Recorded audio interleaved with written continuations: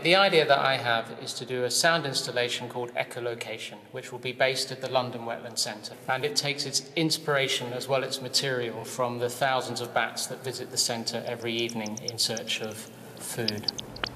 As the bats fly in, they emit ultrasonic calls to help them with their navigation, to signal with each other, and also to locate food. My installation makes use of these ultrasonic calls, first of all by recording them, and then processing and sequencing these sounds into a musical composition that visitors to the reserve will be able to listen to on the following day. There are at least 7 different types of bat that visit the reserve, each one with a different call.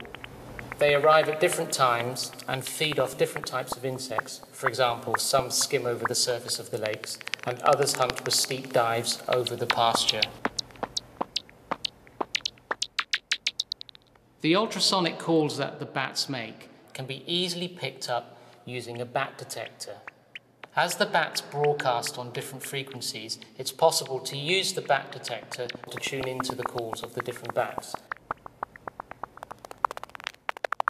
Through the use of wireless technology, the bat calls picked up by the bat detectors will be transmitted to a central computer, which will catalogue the sounds and use them to provide musical components for the resulting composition.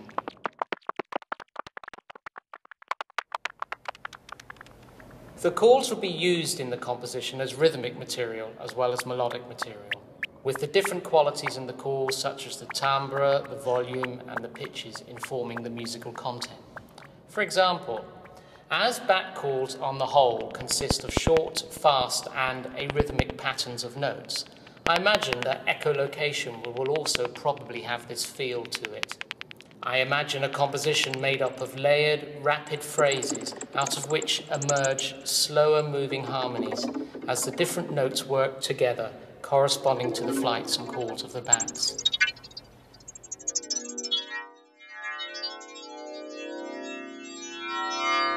Echolocation is what I call a responsive composition, since it will update itself on a daily basis as it takes its information from the previous night's recordings.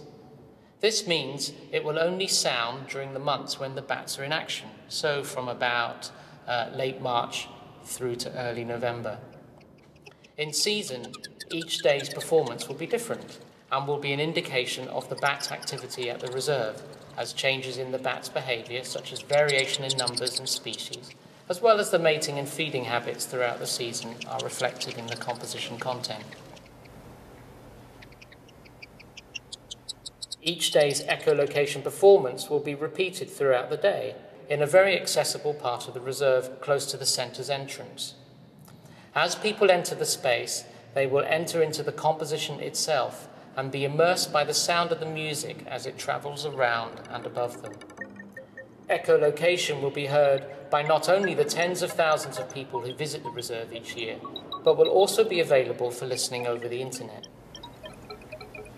As well as this, the various recordings of the bats that feed into the composition will be available to researchers, providing a valuable resource to scientists working at the Wetland Centre and beyond. Wherever the listening takes place, the composition will provide its listeners with a unique link to the natural but hidden phenomenon of the ultrasonic world of the bats. It will encourage its audience to think about the nature of music and even of sound in a different way. Echolocation will stimulate the imagination, intrigue the mind, and speak to the heart, shaping understandings about the possibilities of music composition as well as our knowledge of the natural world.